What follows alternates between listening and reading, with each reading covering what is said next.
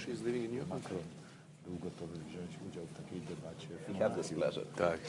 Mieliśmy w trójkę rozmawiać. Niemcy nie chcą się zgodzić. Ciekawe. Good morning, everyone. I'm Matthew Kaminsky. I'm the editor-in-chief of Politico. And good to have you this morning to discuss the defense of Europe. On a small personal note, I started off 30 years ago as a journalist in Vilnius, looking at the Baltics, spent the next 3 years in Ukraine, then went to the Balkans. At the time, it seemed like we were settling a lot. There were some certainties that were put in place, and much has changed. But there is so much uncertain right now. Europe is in the midst, it's entering its second year of the biggest ground war since World War II. The Balkans seem like everything is not right there. A lot of question marks over the future of the Western alliance. We have a terrific panel this morning to try and talk through these challenges with Poland, with the leaders of Poland and Lithuania, our two countries that have led the way in the West's response to Ukraine. We have the leader of the Belarusian opposition, and Belarus has played a very central role here and is a very central piece in sort of deciding what kind of Europe will we have on the eastern flank. Portugal is one of the founding members of the North Atlantic Alliance, and we have the leader of North Macedonia, which is in a region which had caused a lot of trouble in the 90s, and I guess is now part of the thinking about what kind of Europe we have going forward. Now, I want to start maybe, since it is morning, maybe with a couple quick round questions for this group to get us going. And in a sentence or two, I want to ask each of you, in these grim times, what is the one thing that makes you hopeful? Maybe I can start with President Duda. What makes us hopeful? Hopeful. The one thing that gives you hope this year when you think about the future of Europe, the defense of Europe. Absurd will never exist for a long time, in my opinion. So this situation is absurd. Yes, it was hard to imagine that 70 years after the Second World War, yes, we will have war in Central Europe in full scale. This is something ridiculous, and that was very hard to believe when we received before the war, yes, all this secret information telling that we would expect full-scale Russian invasion against Ukraine, yes, and that Ukraine will probably survive no more than 72 hours, yes, and you know, that was something I remember I was counting those thousands of Russian military units, yes, and soldiers. Is it possible, yes, if you take into account the general number of Russian military forces, yes, and you have the information that Putin gathers some part of his military forces around Ukraine, yes, 160,000, 170,000, yes. Is it enough to invade whole Ukraine? Yes, if you take into account that this is a country 2 times bigger than Poland. Poland is 312,000 square kilometers. Yes, Ukraine is 2 times bigger. Yes, it's more than 600,000. Is it possible that they will occupy? Andrzej, Kaminsky said a sentence or two, please. Yeah, so early in the morning. Okay, but what's that's hopeful in a sense. It's very. Ukraine is still here. I don't want to. I'm sorry. It's too early morning.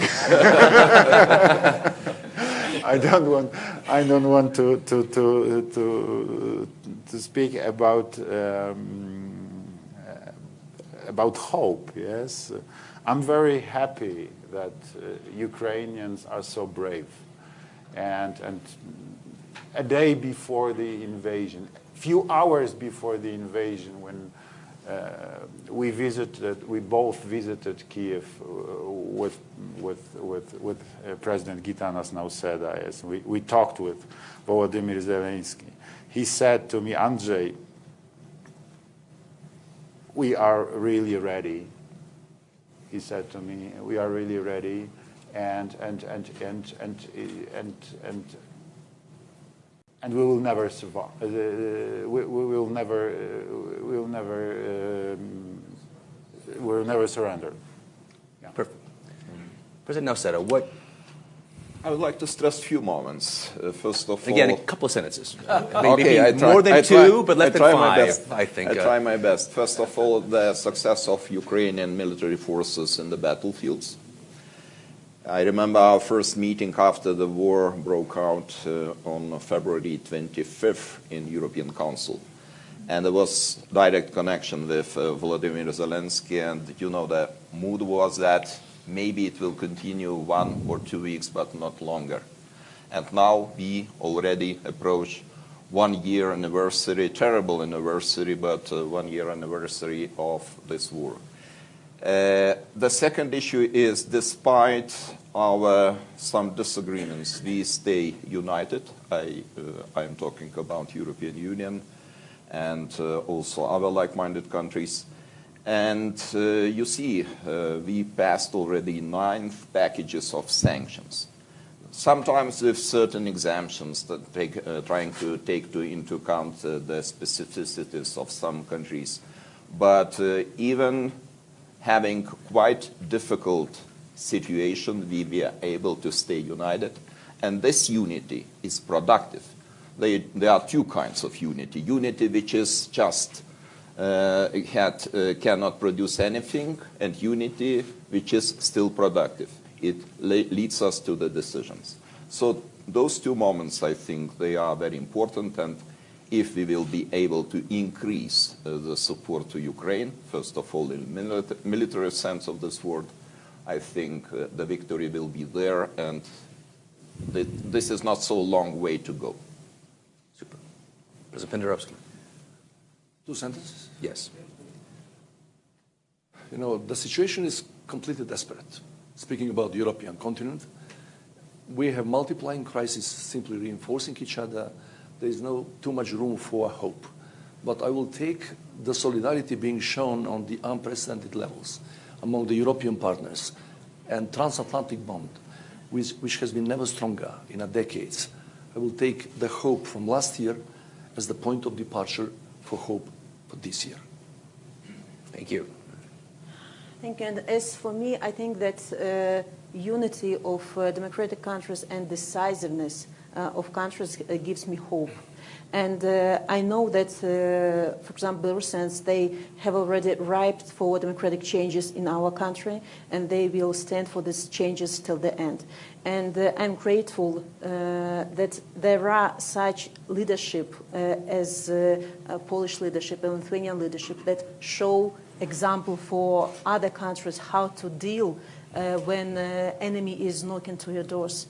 So I'm really grateful for opportunity for Belarusians to participate in this new security architecture of our region. And I hope that not only politicians but ordinary people realize that a lot depends on them. And they open their doors and their hearts for all those who are looking for defense, who are looking for support. Perfect. Mr. Bueno, you come from the other side of the continent, a little bit more peaceful side. But I'm going to say more or less the same ideas that from the East. So coming from the South, the hope comes from this sense of unity. And it's unity of purpose, unity around our values, our European values that are pluralism, diversity, rule of law, reject of the war as a way of settling disputes. And we are all looking towards the future.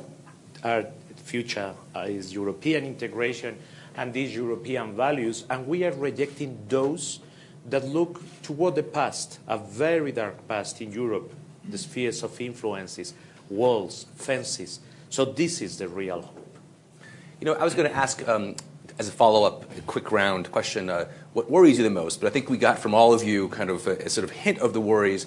You did all speak about the unity of the alliance and the unified response. And not to put a too negative light on this, but I wonder, again, very quickly, where is the weak link? Where do you think that, how can this be undermined? What are you most worried about in terms of that unity staying in place? Starting from Yes, this side, yeah. I'm not afraid that this unity will be broken. I think that both in the Ukrainian crisis and before in the COVID crisis, we have realized that the best method is doing things together. And if we compare this and how we tackled the crisis in 2008, the financial crisis, that took 10 years to get out, we have all realized that being united, being together, we get better to the crisis, we get out of the crisis faster and in better shape, leaving less people behind. So the only thing that worries me not within is that outside there is someone that thinks in an old fashion that war and violence is a way to impose your ideas and to settle political disputes. Maybe another way to put it to you, like how would this, what is your worst case scenario for this year? Sviatlana, I sort of let me ask your sort of neighbor. Tsikhanouskaya, yeah. What really? I mean, again, I think all of you give a sense of, you know, there is resilience among the allies, but what worries you the most? So, of course, I'm going to describe your ideal scenario. At the moment, I'm sure that Ukrainians, with the assistance and help of democratic countries, will win this war, and there will be changes, hopefully, in Russian administration.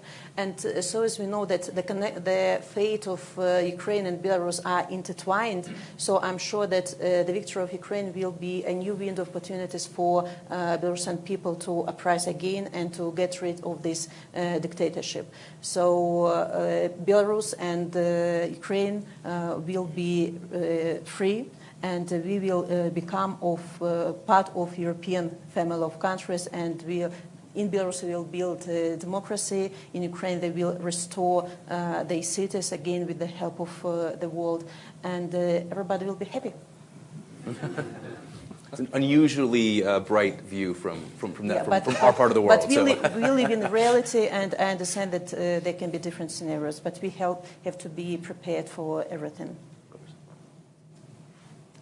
No, I have no concerns that the newly found unity and solidarity, not only pan-European but transatlantic, will not hold this year. It will hold. But to be realistic and to be honest with everybody, with the public, with you, I'm a bit concerned whether that will hold when the war in Ukraine is over. Of course, everybody would like that war to stop today. But, you know, the logic of the states, the logic of the national interests of the states has always been for centuries and centuries to take a look of your backyard. If we are going again towards giving priority to the national interests of the states, then this newly found unity and solidarity will be gone. Why it is necessary, after the war in Ukraine is over, why it is really necessary, critical even, to hold this unity and solidarity, transatlantic bond, because we are seeing throughout the world, in some of the biggest countries in the world, that the authoritarian tendencies are on the rise. If democracies are not getting together, sticking together, respecting the same values, and fighting for them, sometimes literally fighting for them, then the autocracy will prevail. We have said last year when this war in Ukraine started, well before that in Belarus, that this is in essence the dilemma and battle between democracies and autocracies and outright dictatorship on the part of the Russian Federation today. So we have to be in full unity and in full solidarity after the war in Ukraine is over. That is necessary for the better world. President Nauseda, I mean, this book is sort of very sort of at a higher level, I wonder when you're thinking about the things that sort of concern you, is there anything more immediate or sort of specific that maybe comes to your mind? I will start first of all from saying that I am a strong believer that Ukraine will have this victory, and it will be a very important victory for Ukraine itself, but for all of us too. What worries me, you know, Putin realized that he was absolutely wrong by calculating some assumptions of this war, but he is desperate too. And it means that he is able to concentrate all the efforts and resources of big country, Russian Federation, ignoring economic and social needs of the society. This is the specific feature of the totalitarian regimes, that they can ignore the needs of the people and to bring anything on the altar of the war. And this is one issue. The second issue is that, yes, I have some concern that Western societies can be tired from this war, because we have already some features or some signs of tired Western societies. First of all, because of high inflation of energy resources. And we are not so used to the inflation rate like 10%, 15%, or in some countries 20%. And it means that having the democratic rules of game in our countries, politicians will spend more attention to these issues too. But I think there is one possible outcome from this puzzle, or solution of this puzzle.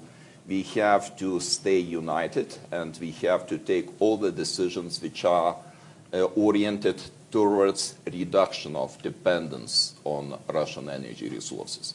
My country is a very good example. We started very early because we never had any illusions regarding Russian regime, so we started to prepare ourselves about 20, 25 years ago, and now we bear the fruits of these actions and these efforts. We were able to cut off all the ties with Russian energy resources 1 year ago.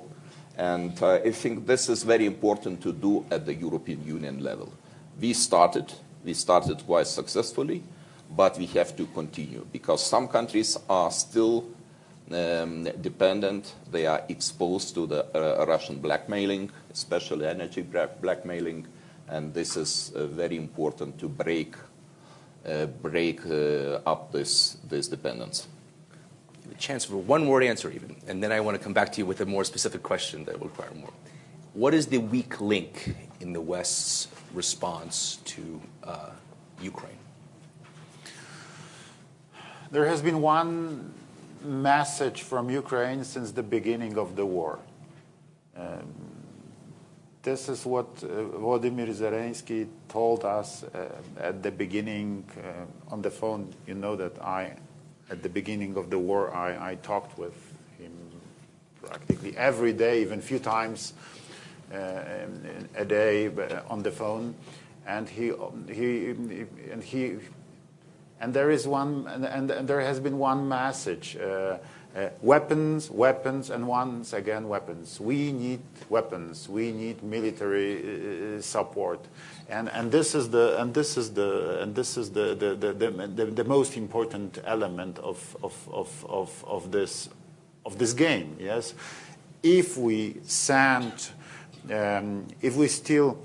we still send a lot of military equipment for the defenders of Ukraine, cutting-edge military equipment, they still have this potential to stop Russians. So I think you answered the question, but the weak link, but indirectly, and let me it's actually was leading to my follow-up, which is tomorrow Chancellor Scholz is speaking here. Germany, the UK has just been the first country to send tanks to Ukraine. The US is talking about sending the Abrams tanks. What do you expect or hope out of this week? Will Germany send the Leopard tanks? What might happen at this Ramstein meeting of defense ministers later this week in terms of arming? Have we turned the corner in terms of giving the Ukrainians more offensive weapons, or not?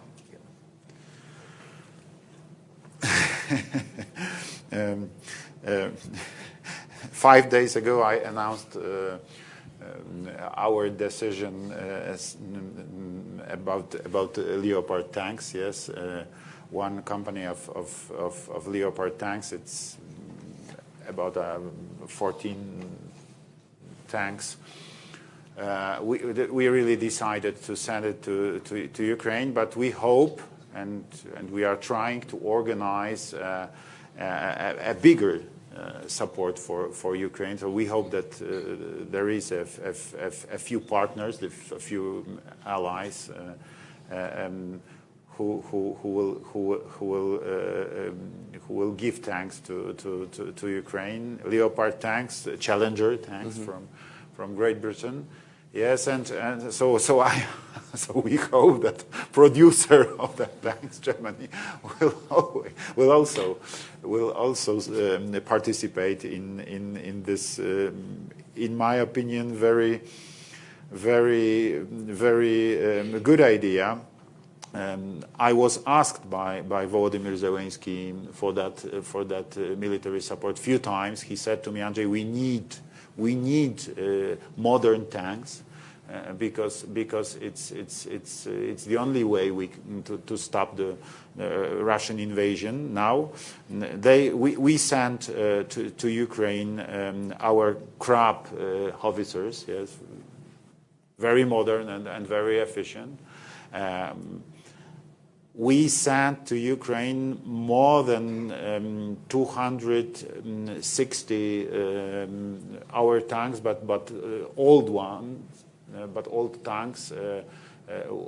We had those tanks from USSR, yes, but that moment, it was half a year ago, yeah. It was in March, as I remember. They needed those tanks in that moment. That was immediate need, and so we decided to send this. You know, it was more than we afford. It was more than we afford. We hadn't those tanks in our reserves. That was those tanks were we took those tanks out of our military units, yes, regular military units, but we understood that this is you know issue of this. This decision that was the very difficult moment because Russian military forces, you remember, they were practically around Kiev, so that was very difficult time for defenders of Ukraine. We decided to send help. That was, and practically that was the beginning of the big military support for Ukraine, and so we hope that this time that this decision that we announced that we are sending our Leopards to Ukraine will start a new chapter in this military assist to And Ukraine. are you talking to the U.S. about sending your MiGs to Ukraine and getting sort of the I think F-18s or F-35s in return, or is that sort of a dead issue for now? A very complicated story, okay. So please. No, maybe we should switch off the cameras. Continue speaking on the topic.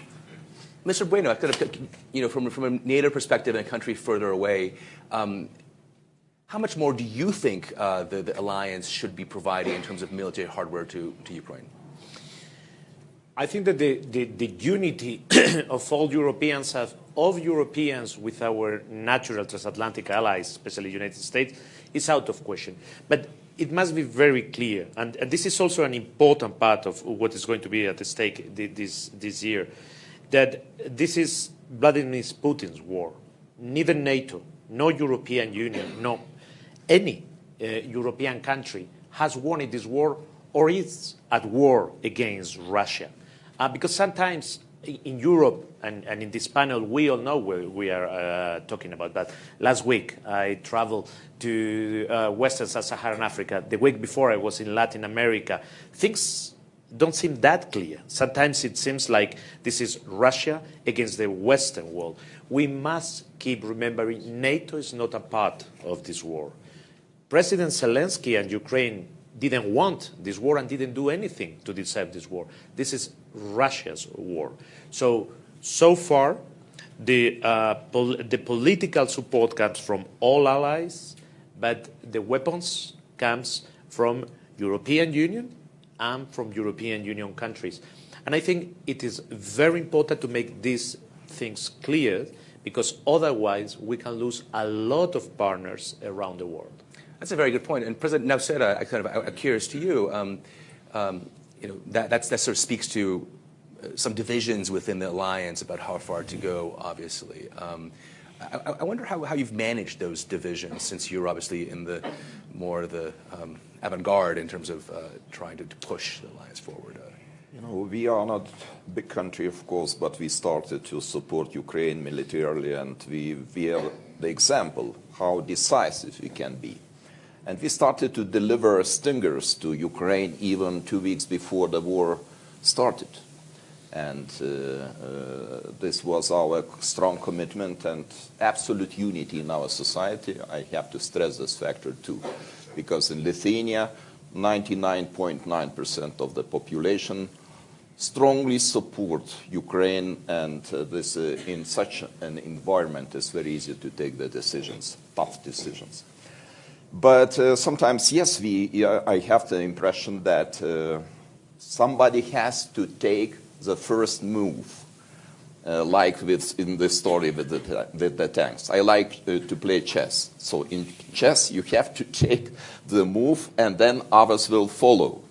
So, somebody has to take this leadership, to take the decision in order to support Ukraine, because the tanks become very strategic factor of this war, especially now, having in mind this positional war in the eastern part of the country. So one word answer, do you think Chancellor Scholz will greenlight the Leopard?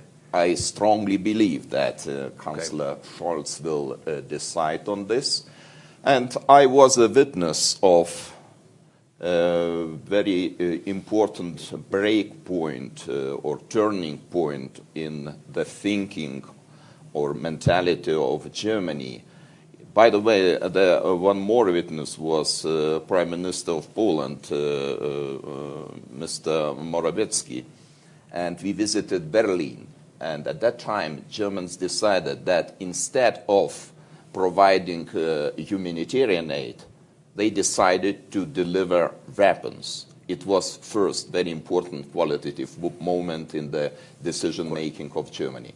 And now we are in the situation where there is more commitment needed, stronger commitment needed to deliver armored vehicles, tanks to Ukraine, and hope very much that our strong ally will do this. Right. Let me just change tack, if you don't mind. I want to ask President Tsikhanouskaya if the elections were confirmed, as I guess a lot of people in the West hoped.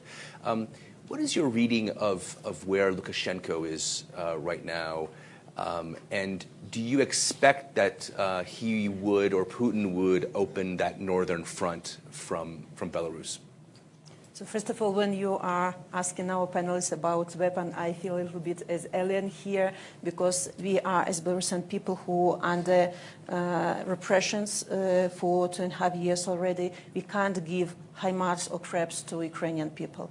But the most of the population of Belarus are for Ukraine. We don't want to become enemies because of awful decisions of illegitimate Lukashenko. We are supporting Ukrainians as we can with information. When the war has started, our railway partisans disrupted railways to slow down equipment, Russian equipment going to Ukraine. Our volunteers spread information inside Belarus what's going on in reality. But now we are in such a position when Belarus unexpectedly people became co-aggressor in this war, because Lukashenko is maybe the only ally to Putin. He has to be loyal. He provided our country as launch pad for missiles, for training of Russian soldiers. And I have to say that the Belarusian army is not loyal to Lukashenko. They don't want to die or to be killed on the Ukrainian battlefields for the ambitions of two usurpers. They don't want our nations, Ukrainian and Belarusians, to become enemies. And Lukashenko knows this, and that's why he is so insecure about sending Belarusian troops to Ukraine. Because our soldiers, even if they are sent, they could change the sides, they could defect, they could hide or whatever. But Lukashenko is welcoming all the Russian troops, all the Russian equipment, and for sure Belarus can be again and again used as an aircraft carrier for Russians. The presence of Russian troops, the number is about 12,000 people at the moment, is for threatening Belarusian people, to control Belarusian people, and to distract attention of Ukrainian troops from hotspots on the east to northern side. I know that Ukrainians are prepared for possible land attacks from the side of Belarus, but our task is to prevent such invasion. We are working very thoroughly with our Belarusian army, explaining what's going on, because they might be misinformed about this. So this internal explanation is very important in this issue. So we want the world to divide Lukashenko's regime and Belarusian people and to perceive us differently. Super. So one last question I want to pose, and then I'm going to open up to the floor. So please think about maybe things you would want to ask. President Pendarovski, we haven't talked about the Balkans that much, but there is some sort of notice on this, lower down on we in the front page. We have a separate roundtable on 2 days from now about the Western Balkans. But tell me quickly, how worried should we be about what is going on in Mitrovica, what's coming out of Banja Luka? I mean, you're one of the newest members of NATO, and this obviously was a major preoccupation for the alliance in the 90s, early 2000s. Short overview. We have two fragile points, or hotspots, if you like, from time to time.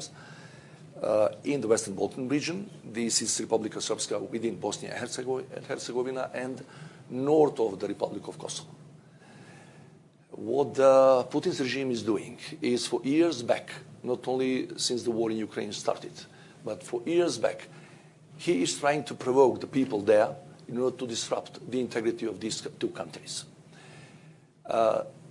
But realistically speaking, in the past year or so, Russian propaganda, fake news, political propaganda, hybrid threats, that kind of attacks has not intensified because Putin's regime is fully preoccupied to counter the Western alliance because of the war in Ukraine.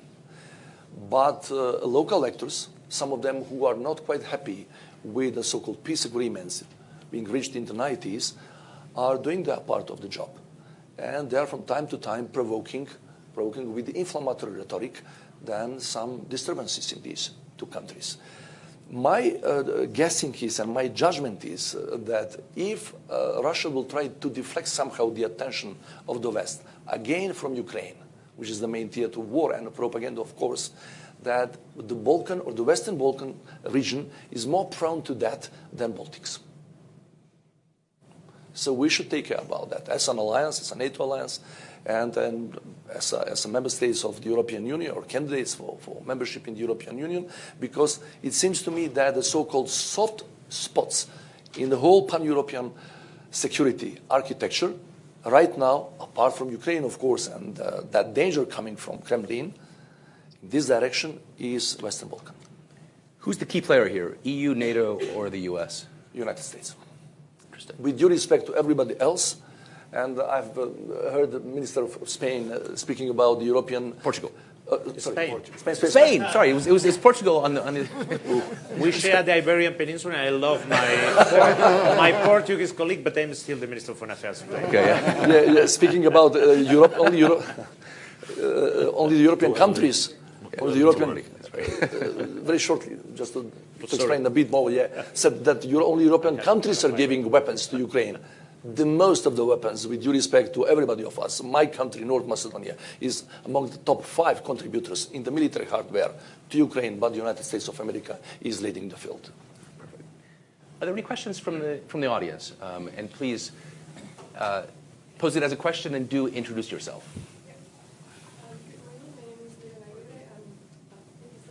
I am part of the Global Shapers community, the WEF's youth delegation. You've all expressed your confidence in Ukraine winning the war, but my question to you is what needs to happen for Ukraine to win? Can Ukraine win with Putin in office, or does there need to be a change in the Russian leadership, and how ready you are? Sorry? No. We don't mention that Ukraine will win this war. We mentioned that Ukraine will not lose this war. I mentioned Ukraine will win this war. Okay, second question. No, continue, please. Then the question is, for peace to come back to Europe, then does there need to be a leadership change in Russia, and how far are you ready to go to push for that? Thank you. That's a really good question. I wonder who wants to address regime change in Moscow to make Europe a safe place. Processes will go in parallel. The more successful Ukraine is in the battlefields, the higher the probability that something will happen in Kremlin. Because sooner or later, it will lead to the mistrust in among the closest allies of Vladimir Putin. And yes, I cannot ignore or I cannot neglect this possibility that something might happen in Kremlin, and it would mean the end of the war too. I have no illusions that it will be a democratic government replacing Vladimir Putin. Probably there will be a long transitional period ahead, and nobody knows what will be the outcome. But probably it would lead to the resolution of this crisis in Ukraine. But the second scenario of very important and evident victories in the battlefields is possible too. So both scenarios, I think, are likely, and probably now it would be not serious to try to forecast, because those forecasts would be not very credible, to try to forecast which scenario we will go. There's a question back there, and then we'll go over here. Yeah. My name is Wolfgang Krach. I'm the editor-in-chief of Süddeutsche Zeitung in Germany. President Duda, you mentioned you were talking about the delivery of tanks, Leopard 2, to Ukraine. As we follow in Germany the very skeptical, rejective attitude of Chancellor Olaf Scholz up to now, and his hesitating. Why do you think that he will change his attitude and allow or endorse the delivery of Leopard 2 tanks now? Two reasons, sir. One reason, Germany is part of the NATO alliance, and if there is a situation that few allies are ready to give their tanks to Ukraine, it's an important moment.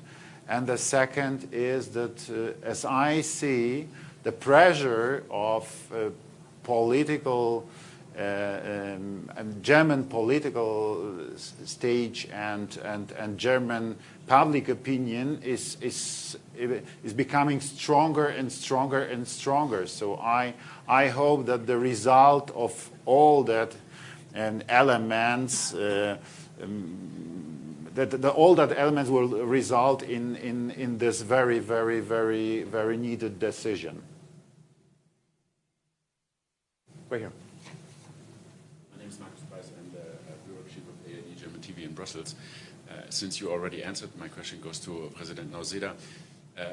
Just the other way around, do you have any understanding why Germany, why Chancellor Scholz is so reluctant to be more decisive? You made such a strong case why tanks should be delivered. Do you understand why Germany is hesitant? And the other question goes to the Spanish foreign minister.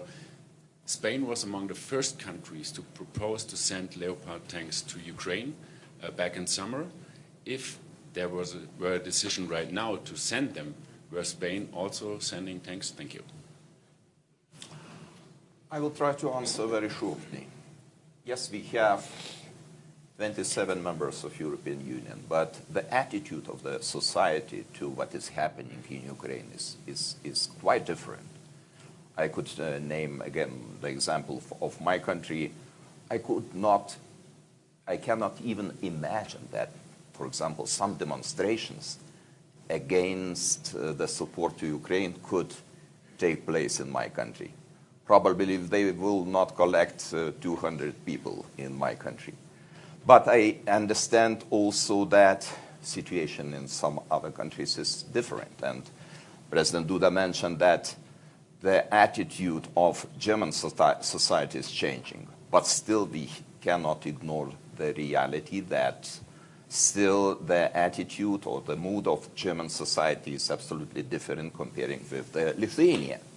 So this is the reason why politicians have to take into account this situation, and sometimes it explains that some decisions in some very important countries of European Union and NATO come later than we all expect and we would wish. So this is the reason why we see some delay in the decision making.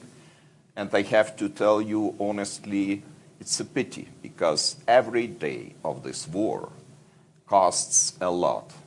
Not to us, not so much to us. For us, it's just means that probably energy resources are more expensive, but it's peanuts comparing with the suffering of Ukrainian nation. So every day brings more casualties, more destroyed houses, infrastructure, and so on. So we don't have the luxury for such delays. And decision making must be decisive, fast, and it would lead to the faster victory in this war. There is a very important meeting of ministers of defense in a few days where important decisions will be made, and we like to do things together and united because we think that that's the best tool to bring peace to Ukraine. That possibility is not on the table as we are speaking today, but the way Spain is behaving in this Ukrainian war is at each state we do what we think is the best to help Ukrainians to defend its sovereignty and territorial integrity and to bring peace the fastest as possible to the country. Super. You know, sir, our countries spent almost 45 years behind the Iron Curtain. So we know Russians very well, and there is one answer in Poland, in Lithuania, in Ukraine. Ruski mir, no, thank you. I'm coming from Washington. Let me ask a very parochial Washington kind of question to this group of European leaders. How concerned are you about some of the noises coming out of surprisingly, I guess, if you look at the history of American foreign policy, of the Republican Party, which is calling into doubt support for Ukraine, kind of curious, how closely are you even following that? And even support for Ukraine, but it's actually support for the Of alliance, course, since the previous president said NATO. You know, we are really far away from Washington, D.C., but geographically speaking, but politically we are following that closely.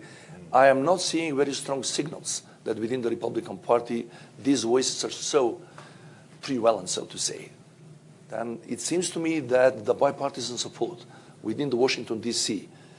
towards the war in Ukraine is unprecedented. You're living there, you're coming from the United States, then tell me any other issue on which the Americans or political parties, two main of them, are so unified around. There's no any other single issue. So on the issue of Ukraine, war in Ukraine or Russian invasion in Ukraine, they are, I think, 90% unified. And it's going to hold. Yes, we have. This is a matter of concern, of course. We are also closely watching what is happening there, but I think we have to decide just by looking what the United States government is doing. And the United States government is doing a lot.